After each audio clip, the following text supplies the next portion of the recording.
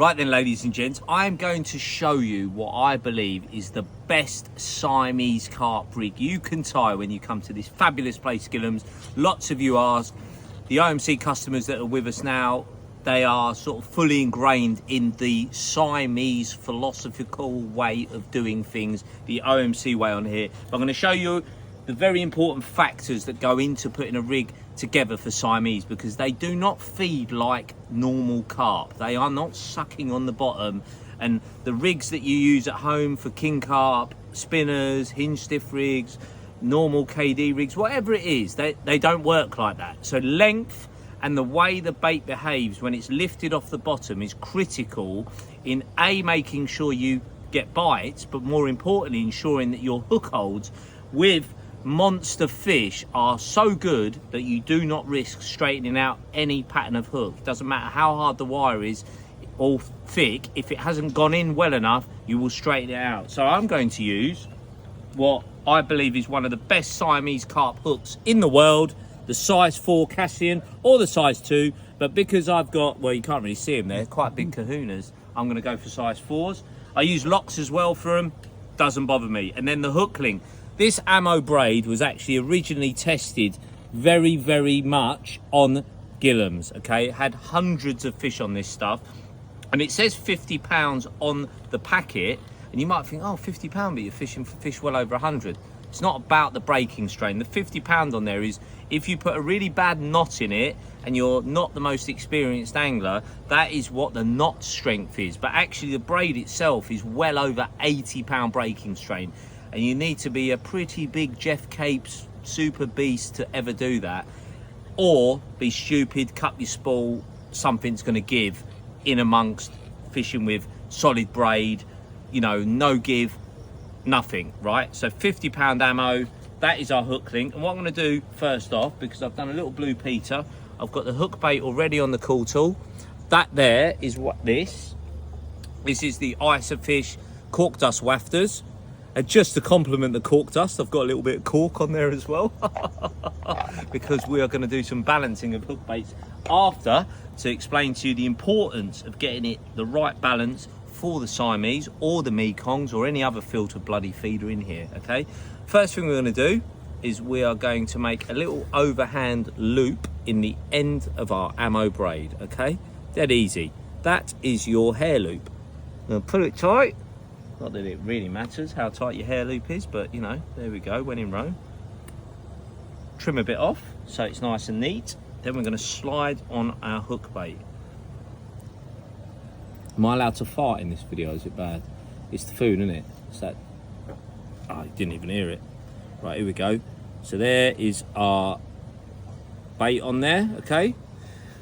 Now, because we're bringing out some bloodworm tippers in conjunction with Enterprise, I thought I might put one on, because I know Siamese carp like bloodworm. Not that they're going to bloody see that underwater, bloody bloodworm, bloody, but it's, I think it looks cool, so it's going on. Oh, stop these liners, you're so cheeky. Right, there we go. So we're going on there. Make this look really easy.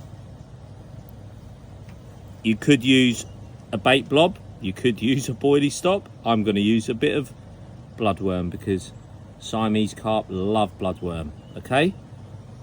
And just on the off chance there's a bit of clarity down there, I don't think it will do me any harm. So now I'm going to take off. Look how much I'm taking off, because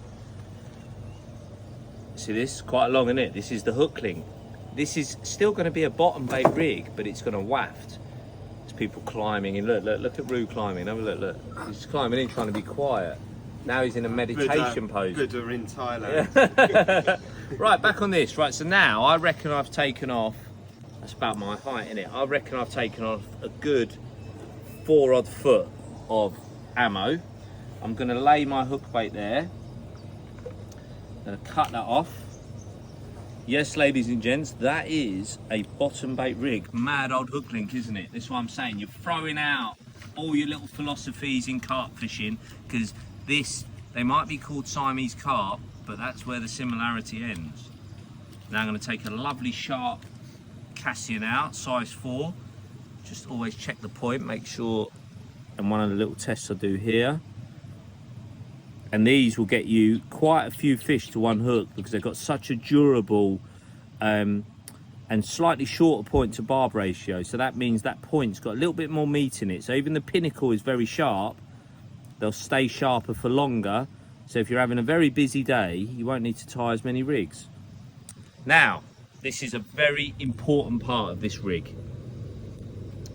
If you just tied a traditional knotless knot and you're fishing for filter feeders and your rig's coming off the deck, if you just tied a knotless knot and had that hair exiting the knot quite high up, the hook will not sit right when it's off the bottom. You need to get and do this. You need to get that hook, the bait exiting the hook at a critical position to make sure you're at optimum position. So what I'm now doing is tying off a little granny knot around the shank, okay?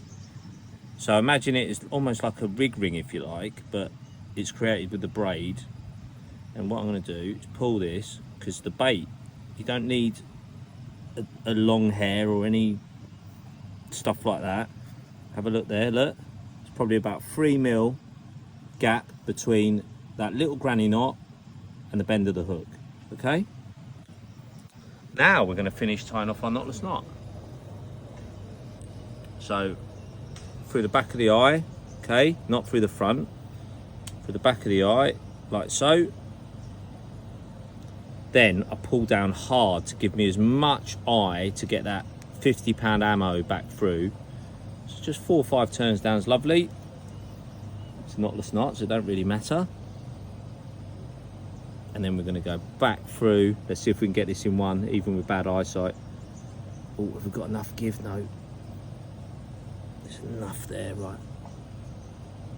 Another, oh, look, let me cut this off at an angle. There you go. Now we're going to do it. I think we're going to do it. I think we're going to do it. Are we going to do it? Come on, go through.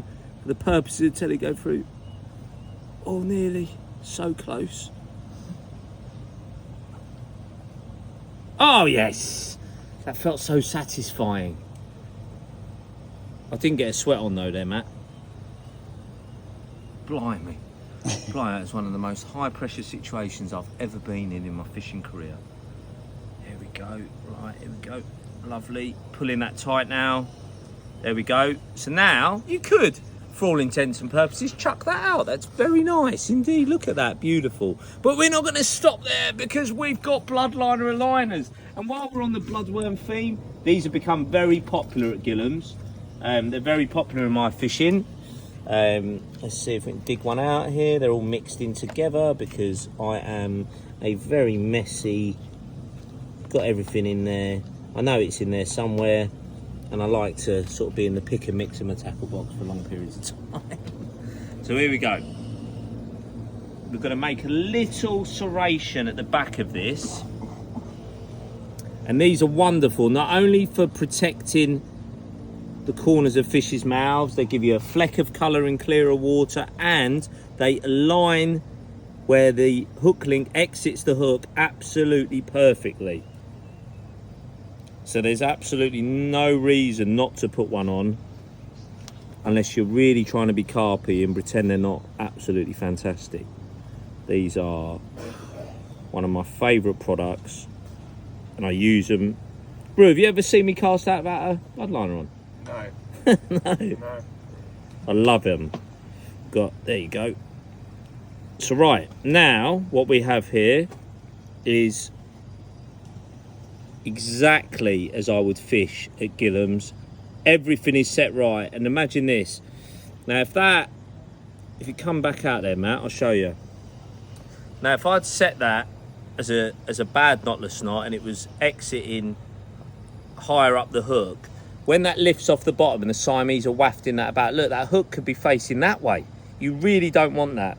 And a way to check your rigs and making sure they're sitting right is to actually just hold your hook bait out of water.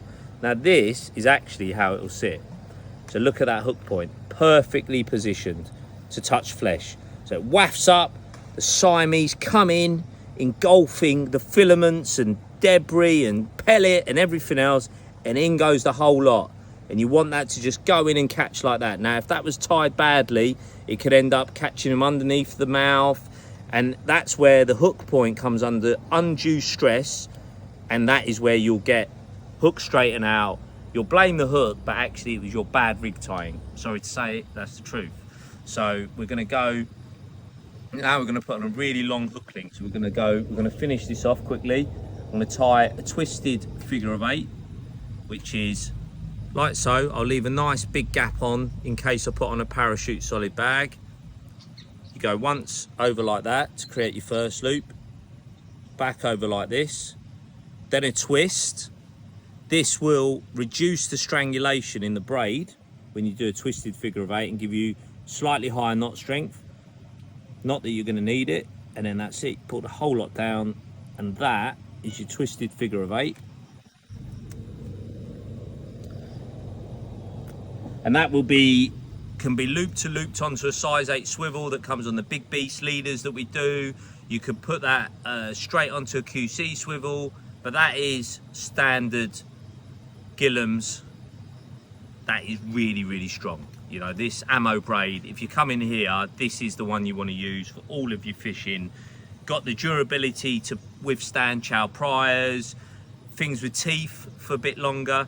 Do not use shock leader materials that say they're 80, 60, 70. They are for casting. They are not for fishing with. They are too thin in diameter, and fish with teeth do not care what breaking strain it is. They're only interested in diameter, and they will just cut through it. Ammo braid, £50. You will not go far wrong. Right, now to balancing hook baits. Come on. Right, let's have a look. So, we are going to use the element of water for the exercise of balancing hook bait. So we'll have a look. Come over the top here, Matt. We're getting into the evening. Get down there. Right, so what we want is this hook bait to sink really slowly. Imagine I want it to sink like a broken down pellet bit of dust. All right, so this could float a bit. Right, so you need it to break the surface first. Right, how are we going? Right, so we're floating. Okay, so we're floating.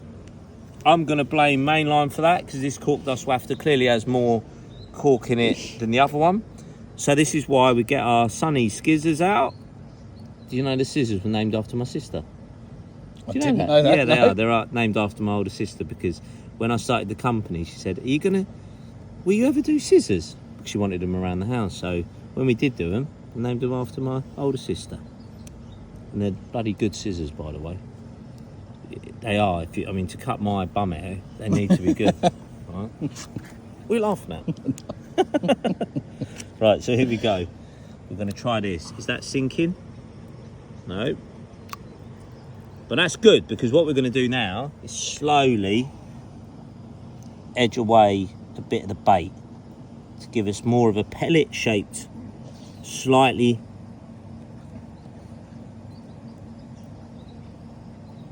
And that's good as well because that breaks the outside of the hook, the bait, and will allow a bit more of the goodness to ease out. Now how are we doing? Right, let's break the film. Oh, still buoyant.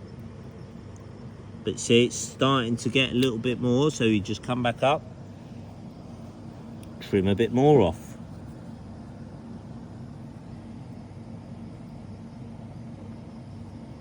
And you see what I'm doing now is starting to shape it like a pellet. And we're trying to get that really slow sinking, almost floating but sinking at the same time, if that makes any sense at all. Right, let's break the film. Oh, see now it's starting to hover. Don't need much more. Don't forget as well, it will absorb water.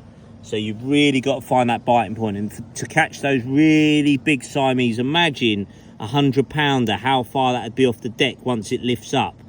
It could be 2-3 foot off the bottom, facing upwards. So I really want this to behave like a couple of mil of broken pellet dust. Oh, it's getting there. See now, look, it's barely coming to the surface. Just a little bit more. Just a little bit more. And the thing is, with a cork dust wafter, you've got to know everyone in your tub is going to be ever so slightly different. So take the time to just get that right, because don't just presume every single one's going to be the same. But for Siamese carp, and filter feeders, it really doesn't matter whether you're hook bait, because they are coming in. Oh, Rue's phone's going, amateur. There we go, look. I'd like to just point out That is, oh, come on, Matt, switch your phone off, mate. We're getting to the important bit. Cameraman's phone's going off, everyone. He's gonna, I'm gonna throw it in the lake.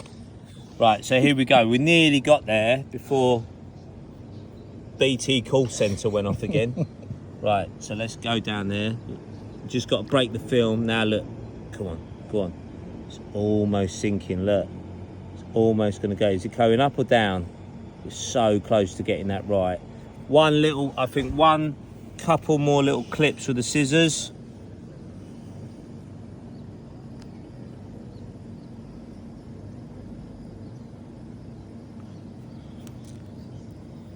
And you're going to have a perfectly balanced hook bait here. Now, look, it's going. And that is what I call a perfect sinking Siamese monster hook bait. How was that? Now we just need to catch one on one of them travel rods to finish this wonderfully long rig tying video. But I hope for those of you who are coming to Gillhams, that'll be helpful. And along with the food, you enjoy it and catch some very big fish on that very setup there.